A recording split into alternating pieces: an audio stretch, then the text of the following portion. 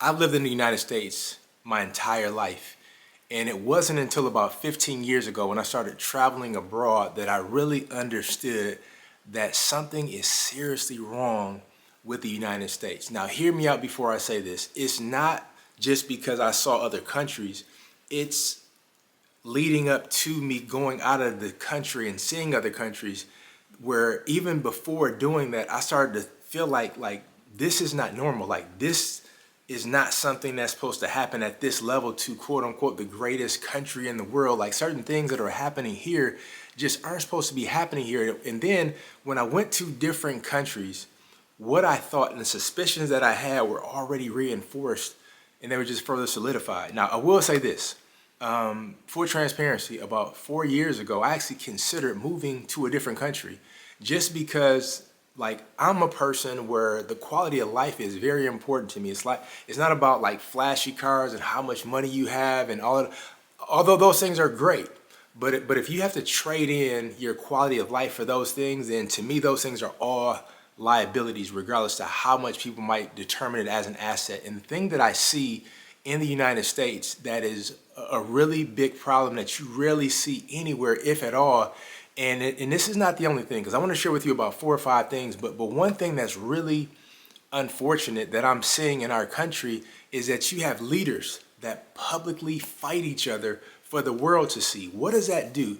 That allows other countries who look at the United States as like this big, strong superpower country with one of the best militaries in the world to see that, listen, if their leaders cannot even get on the same page, this country is vulnerable.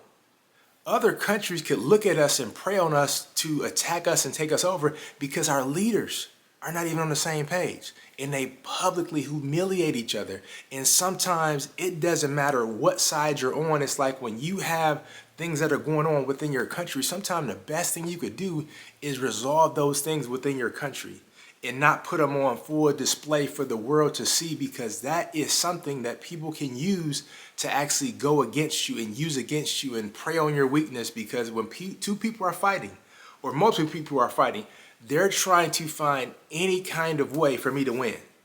And we see that so often with our leaders, where they attack each other and publicly and like get down to their dark and dirty secrets for the world to see. And people can misuse that. And you don't really see that anywhere else. And like that has become like entertainment for the world to see on which United States leader is going to fight each other today and what they're going to talk about, you know. And again, I know they're people at the end of the day, but when you get in a certain position and you call yourself a leader, there are certain levels of respect that you just have to operate with, in my opinion, and certain like standards that you hold yourself to truly call yourself a leader in this regard. And we really don't have that in our country, and we have not had that for a long time. And hear me out. I am not talking about Republican, Democrat. Like this is way deeper than that. It's just leaders in general. We just see so many of our leaders just fighting each other and just publicly humiliate each other. Now, here's something that's also, I won't even say equally bad, because I think it's even worse, is when you look at debt in our country. Like debt in the United States is something that's literally killing people.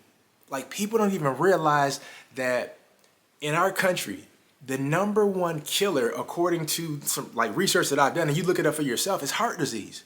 Well, people don't realize that heart disease has a direct link and correlation to financial instability, because it causes chronic stress, and there's a direct and indirect correlation to it. So you think about this.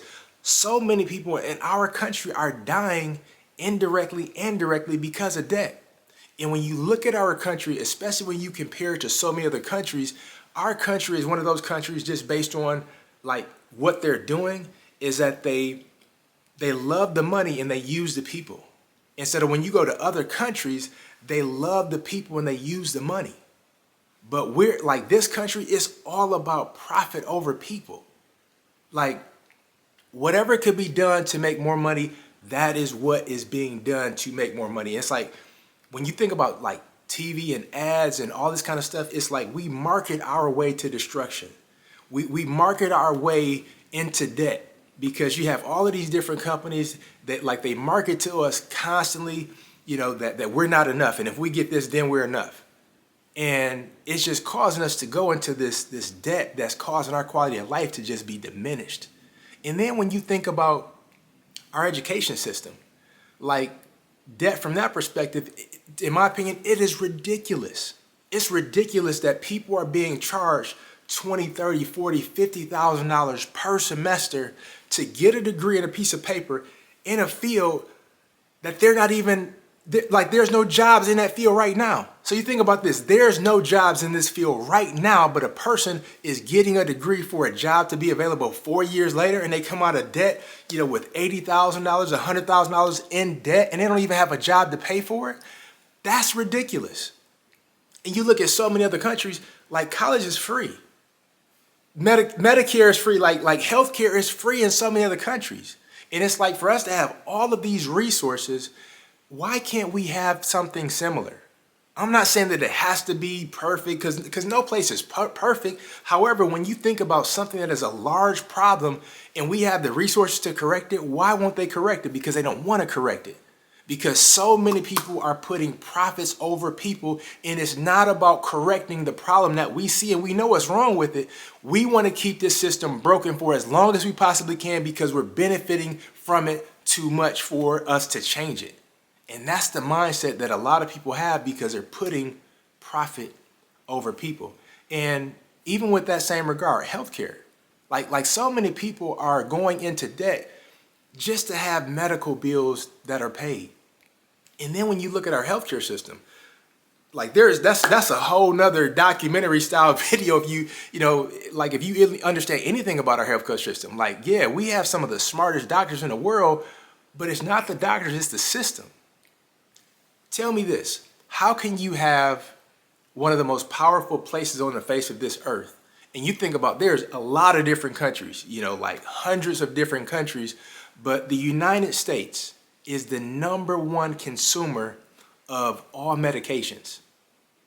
Think about that. Out of all of the medications in the world, out of all of the countries in the world, we are the #1 consumer of medications. And you can take your pick in what area, whether it's blood pressure, whether it's ADD, whether it's abusing drugs, you name it. We are #1 in those areas. Why is that? It's because it's money, profit over people.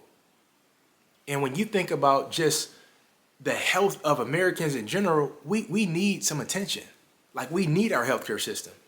And then when you have people that already don't have money and they're just racking up more debt and they just keep seeing this debt just pile up that they can't pay, that's making them sicker because they look at this number go up that they already can't pay. And in their mind, they're just developing more hopelessness because they're like, how am I ever going to get out of this? How am I ever going to get free? And so many people are already enslaved to their health that their country created. Now, that's a whole nother video within itself. You may or may not disagree, or you may agree. It's okay, But here's the thing that I really think about is, don't take my word for it. Just look around you. Look at the health of people, even people that look healthy. When you look inside their mind, inside their brain, there are so many people in our country that's sick, and it's not their fault to a certain extent. It's the country. It's the country making them sick because they keep perpetuating certain things that cause people to feel like they're not enough on some level and they need to buy this or take this or do this or have surgery on this. Something that results in them spending more money is the message that we keep hearing. And the more money you spend, the more money you're going to have to spend to catch up with this fictitious rabbit that somebody can never catch if you've ever been on a dog track. It's like that's how our country is. It's almost designed that you're not enough from birth. You're not enough. And the only reason why you can be enough is if you have this toy, and if you have these contacts, and if you have this shape, or if you live in this area. And it's a never-ending cycle. And it causes so much sickness, not just physical, not just spiritual, but also mental sickness that we see because it's not by accident where you have this overwhelming majority of so many people all of a sudden, is not all of a sudden, having these mental issues, these mental breakdowns, and mental health is starting to become something that's more widely talked about, which is a great thing. But it all starts at the root. And the one thing that I think is really unfortunate as well is how we treat elders in our country. Like we don't treat elders, and we don't even treat military people in our country with the due respect that they really deserve. Like, and again, I want to be careful what I say, because I live in a military city, and there's so many people that have served this country, and when you look at how they live now, like, it is disgusting that we don't do more for these people that gave us the freedoms that we have, that I'm even exercising right now. Like they deserve a whole lot more than what we give them. And it's almost like, as a country, if they're no longer usable, then we just dispose of them. And it's like, that is not right. But even when you think about our elders, like our elders, that's the people that we're supposed to get wisdom from. The youth are supposed to take their energy, and the elders take their wisdom, and we put it together and we become better as a whole. But it's like we lock our elders away in nursing homes, or we lock them away in these neighborhoods where they got to be behind bars just to feel safe because the youth are out of control, or we just lock them away and just act like they don't even exist. And it's like, that is very, very detrimental, because there's so much that we can glean from them in their wisdom. And with that being said, one thing that's also unfortunate in our country is how we interact with our neighbors. Like, I live in Texas, and I lived in 3 different neighborhoods since I lived here. And I'm a friendly guy, just by nature. And every single neighborhood, so many of my neighbors, they don't speak. Like, the car go in the garage as quickly as they can, they shut it down. And here's the thing, it's not racism. Like, it's not racism at all. I want to be clear in saying that. It's just, people are just so consumed with their own life that they don't want to know their neighbors. They don't care about their neighbors. And it's not like it used to be, where people had communities that they lived in. They knew their neighbors, and their neighbors looked out for one another, and they had actual, like, friendships with each other. We don't really have a lot of that in our country anymore. And it doesn't matter if you live in a 10,000 square foot house or you live in a 1,000 square foot house. It's like, this is taking place all over our country, and it's time for it to change. And here's the thing, if I've missed out anything that maybe you observed, I would love to hear in the comments, like, what have you observed about the United States that you think is different from maybe how it was when you grew up, or just something that you think is different from how it's happening in other places in the world. Because I've been to a lot of different countries, and they live a lot different. Like, it's a lot less stressful. It's a lot more enjoyable. It's a lot more inclusive in terms of the younger people and older people. But I would love to hear from you. Like, what are something that you're seeing in the United States that cause you to feel like this is just a lot different, and how we're living in the United States is just not normal?